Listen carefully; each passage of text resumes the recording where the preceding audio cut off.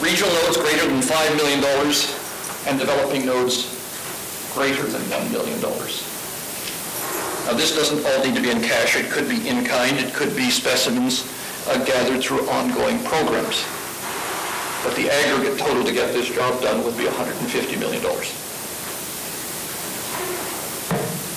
And the nations, I think we have every nation that's represented, that was listed is here at this meeting, at least one representative. So that's very nice.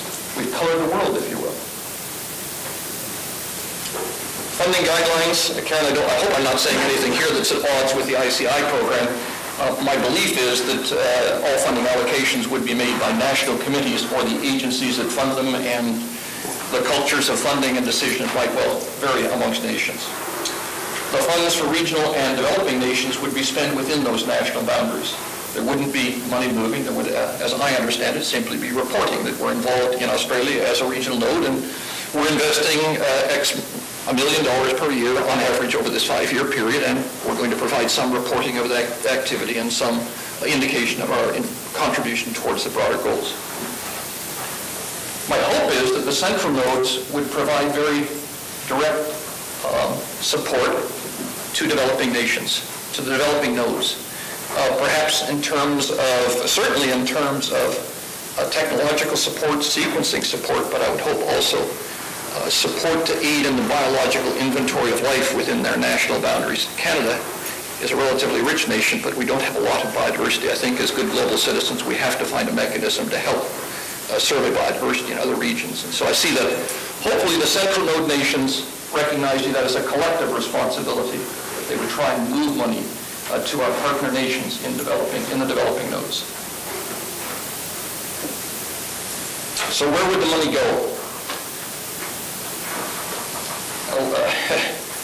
These figures, in some cases, are pretty strong underestimates, I think, of the costs of doing the business. Those of you deeply engaged in the business of gathering specimens and identifying them and curating them will surely not be pleased. Perhaps $50 million may look like a large figure, but when we start to divide that by the number of specimens, it's not a lot of money. We know it.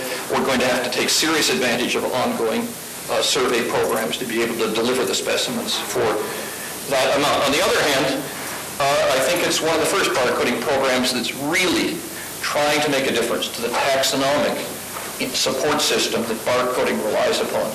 Most of our earlier projects, I will say, have done a very, very inadequate job of moving money into the taxonomic community. So $50 million for specimen collections and curation to analyze the 5 million specimens, sequence analysis, the second part of that, $50 million. Informatics platform, we can't gather all this data without thinking about a sustainable informatics platform, so we need a serious investment there. David, you asked about technology development. I mean, from my standpoint, we want to, and I think it shares the goals that you have and other members of iBOL, we want to make DNA barcoding not the preserve of large facilities like the Biodiversity Institute that are investing millions of dollars in infrastructure. We want it so anyone can do it at very low cost. And I think we have individuals here in this room that have thought a lot about the technological advances that may be possible. So we want to invest in technology development. And finally, I'm not sure that we can do this without some investment in program management. I'm not big on bureaucratic systems, but I think we probably need some level of administrative support to simply satisfy the goals of this effort.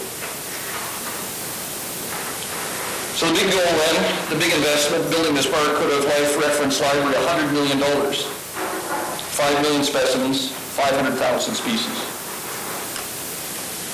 You've seen the analytical chain before, so I'm not going to go through that.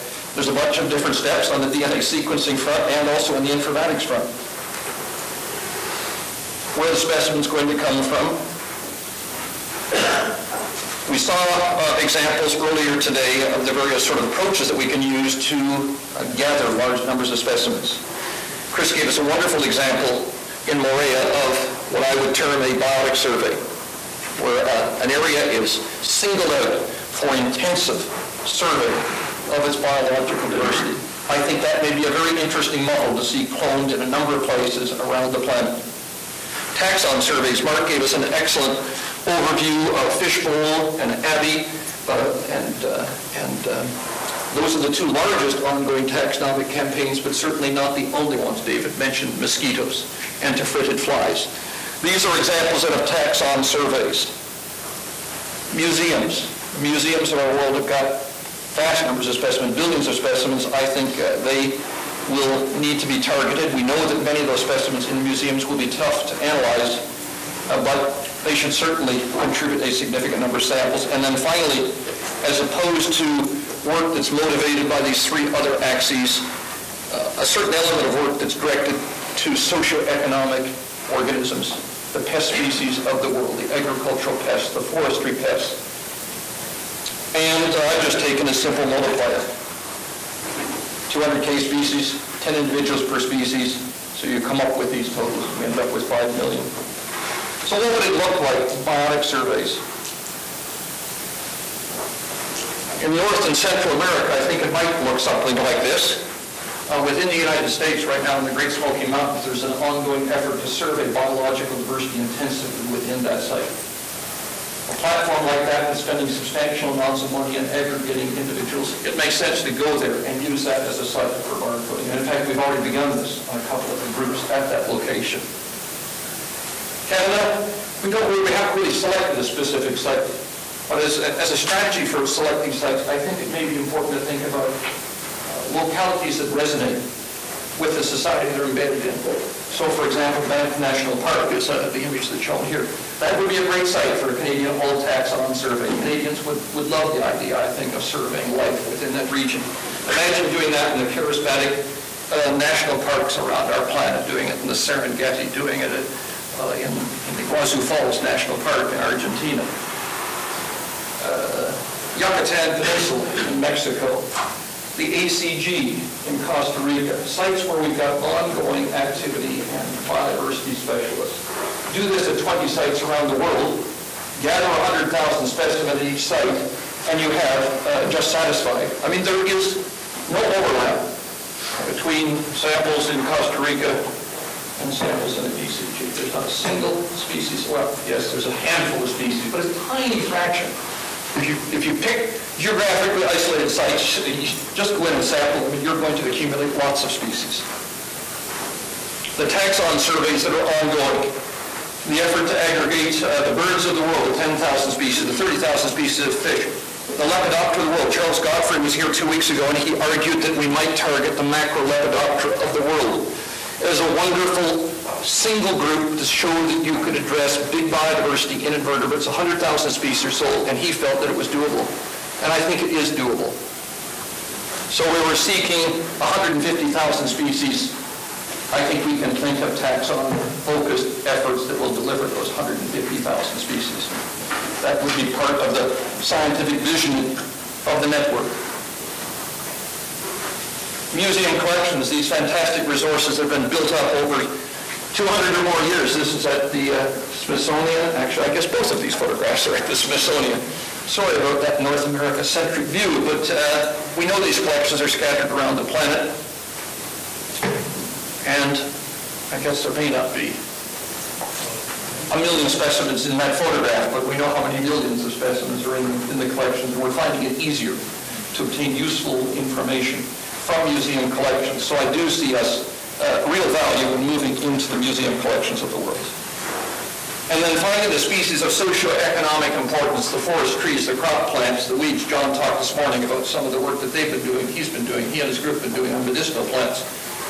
Parasites, crop and forest pests, disease vectors, fishes and game, and as we think about protists and fungi, pathogens, pharmaceuticals, I think we can come up with a list of 50,000 species that we really would like to see barcoded collectively.